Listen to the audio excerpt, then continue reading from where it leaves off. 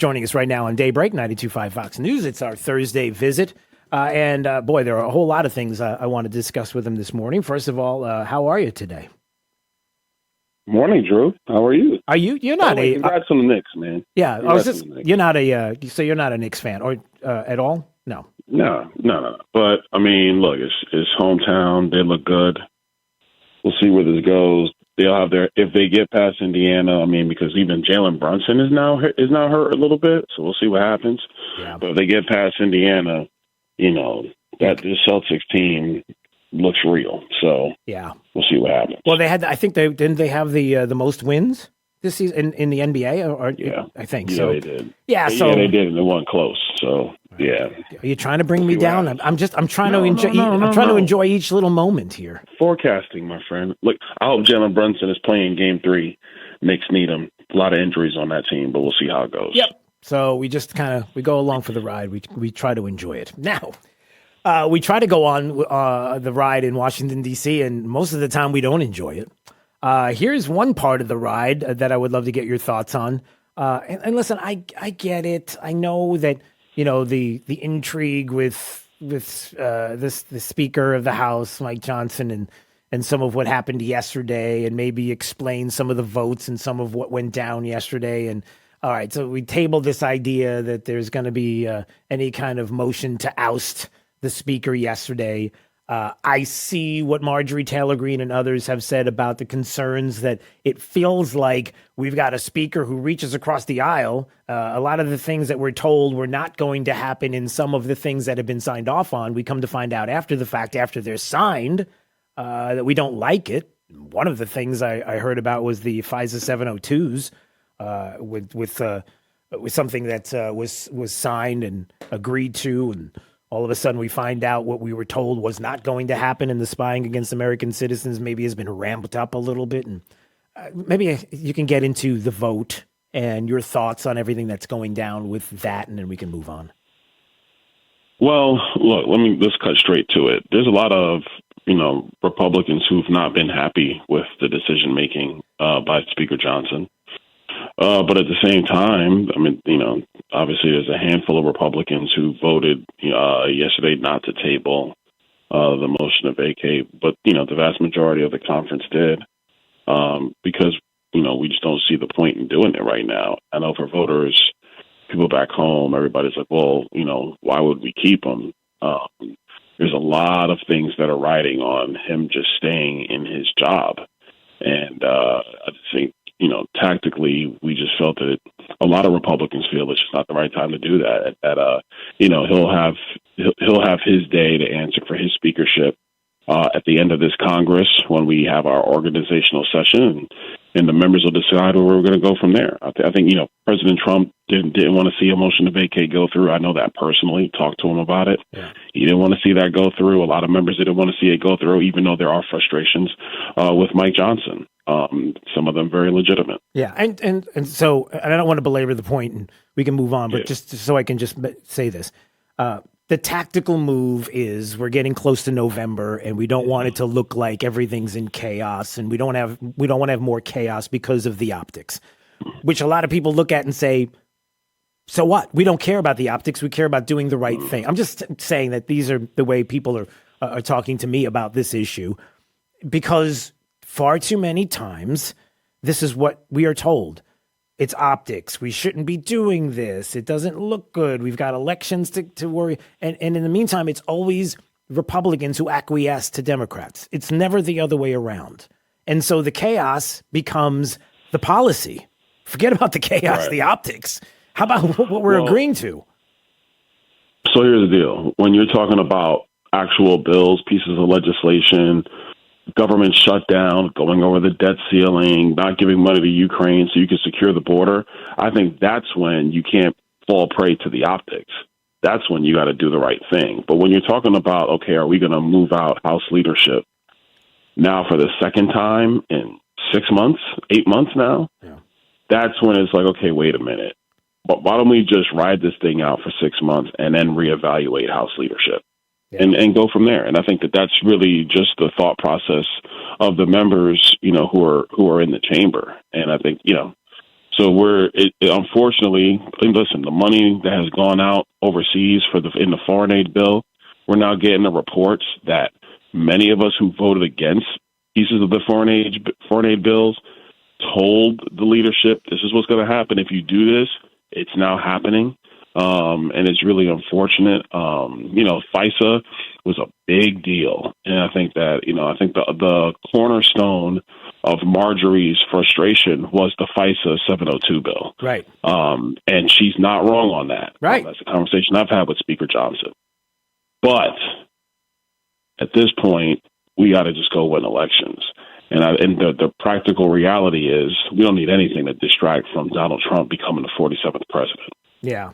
And that's the calculation. And it is. And I get it. And I just, I mentioned it earlier today, when there are things that have been popping up lately, like what we won't hear from any other media outlets. I might be the only person talking about what has been reported in Fulton County and double scan ballots and that Raffensperger won't allow the Georgia Elections Board to see the paper ballots, 380,000 images missing. What's going on here? Because we're not allowed to talk about 2020. Fine. You want to say Joe Biden won the election? He's been president for 4 years. Now what are you going to do? Okay. The point is he's been president for 4 years. Okay. Now you know what it's like. So let's move on from that.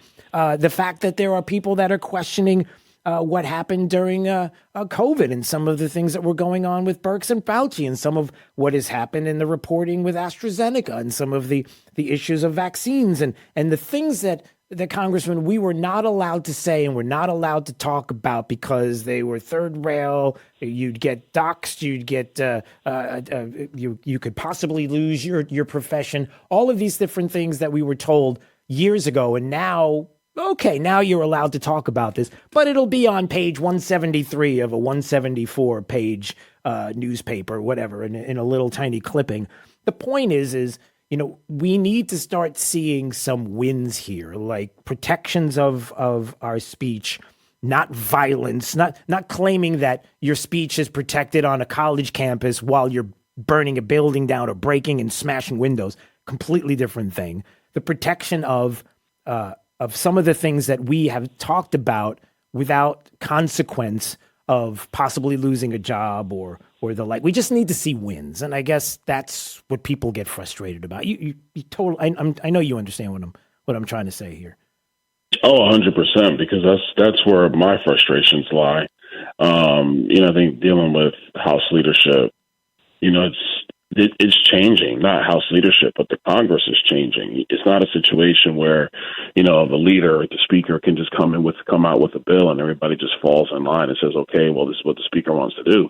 Those days are over, and I think that if the leadership team, including Speaker Johnson, doesn't understand that, you're going to get more situations where it feels like we're not getting any wins. But you're right about everything that you said. I think that the wins are critical, but the only way you get that is by actually standing firm on your position and not moving. Right. And that's why people get frustrated out of DC. That's why people get frustrated, because it's the words have to match the actions. In other words, you've got to stand firm. So stand firm. Oh, well, we have to make sure we reach across the aisle. No. You know who you're dealing with. I mean, I know you do the ins and outs every day with these people, and you see something that we don't see on the outside. You're on the inside. But on the outside, it's we need to defeat them politically, and then they can come begging us for attention, or they reach over to us. We don't reach over to them. In other words, now that we've beaten you politically, now we can have a conversation. And far too often, it feels like we're always acquiescing to them, and it gets to be frustrating. But all right. No, I mean, look, I totally agree, my friend. Trust me, you have no idea how many times that conversation's been had by members, with members on Capitol Hill. Like when I was in Palm Beach over the weekend at the RNC retreat, I told, a large group of people, people who always say, oh, can we have, there were donors who, supported Nikki Haley, supported Governor DeSantis, who were like, we love Trump's policies, but can we just not have the personality?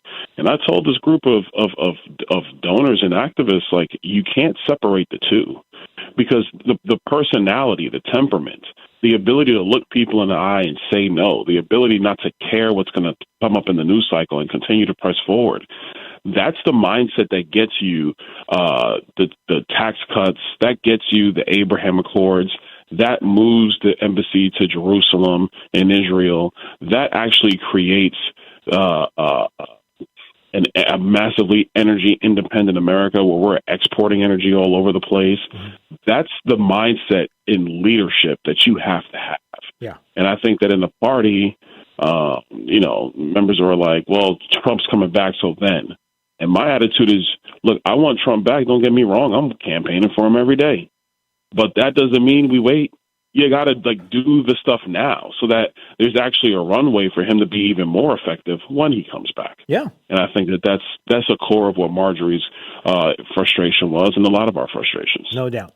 Congressman Byron Donalds joining us on Daybreak 92.5 Fox News. Maybe something a little bit closer to home, if you can talk about this H.R. 8102. And, we've talked to local legislators and the concerns about the NFIP, the flood insurance program, and what we've done here, and how they've come to Southwest Florida and demanded that there is documentation that is given, as if we've been holding something back here, especially as we've talked in Lee County about this issue, and how I am always concerned about what happens in D.C. and when you have to kind of step up and step out of this area and make your way to D.C. to effectively have something happen that you would imagine would be natural. Like, listen, we know where we live. We know what we got hit with. We know the needs here. And now all of a sudden we're going to have tax relief being taken away from us. Why? And so I know that you and Senator Rick Scott both have talked about this to kind of solve an issue that quite honestly needs to be taken care of.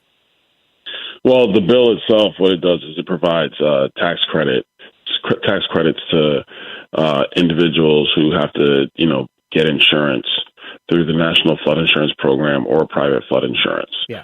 Flood insurance is getting more expensive by the day. We recognize that, and so we're just trying to help alleviate that burden.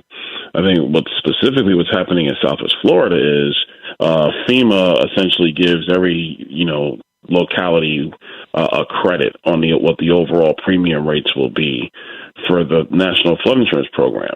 Well, they kind of threatened that they were going to take away the credits for Southwest Florida, for 5 of our municipalities specifically. And so that's where, my office and working with local government officials are pushing back on FEMA, saying, what's the rationale for this? Your own handbook doesn't say that there's been any violations. And the early responses has been from FEMA, well, we're about to make changes, and so we're just looking closer at this kind of activity.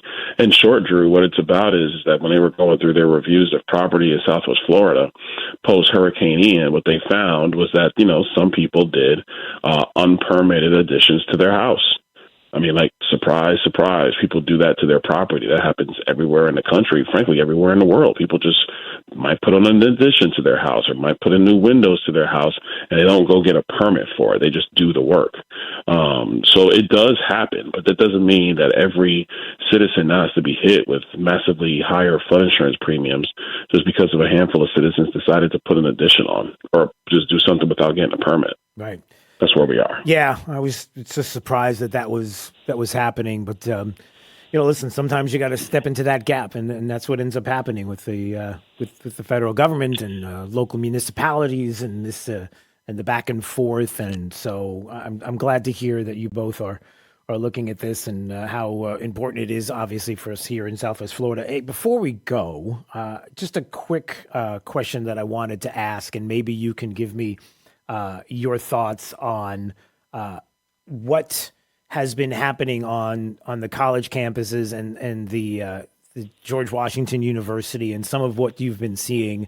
And I know you've had some interactions with some interesting people out there on these college campuses. I'm using that term loosely, but anyway, what it's been like there, and some of these encampments, and the frustration of many, which is like, clear them out, stop this nonsense. This is not free speech. This is not when you're smashing windows and destroying public property. This is not speech. This is not free speech. And so maybe your reaction to some of the things that have been happening lately out there on these campuses. Well, in short, these encampments are just disgusting, frankly. The language that is spewed, the political positions that are being taken are very anti-American, anti-Israel, obviously. You have a lot of kids out there who are like cosplaying to be revolutionaries or whatever they're doing. I think Ben Shapiro called it they're LARPing as terrorists, I guess. And so, but then you also have professional agitators. Like, these things are professionally organized, right, funded, etc., right, by many major radical left donors who are Joe Biden's donors, who are the Democrat Party's donors. So people are like, well, how come they didn't pull these encampments out in New York or in D.C. or in Los Angeles, Portland, etc.? Because the donor base, the heavy-handed donors who use dark money all the time, they use dark money for so many things, they are funding this. And so I think what you saw was, Joe Biden and the Democrat machine didn't know what to do, because normal people are like, this is nuts. Get rid of these encampments. If you want to protest, but you can't just take over a portion of a university campus. You just can't do that.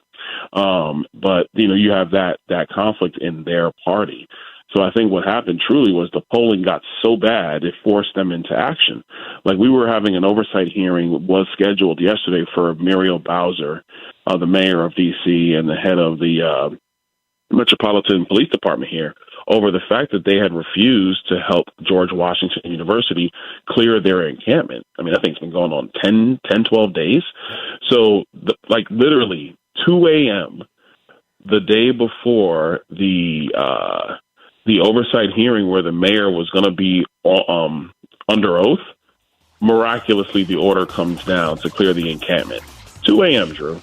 It's politics of the worst kind by people who will not lead this country and will not lead this country appropriately. So to your point earlier, they must be defeated. Yep. Congressman Byron Donalds joining us on Daybreak 92.5 Fox News. All right, my friend. I'll see you soon. All the best. All right. See you, Drew.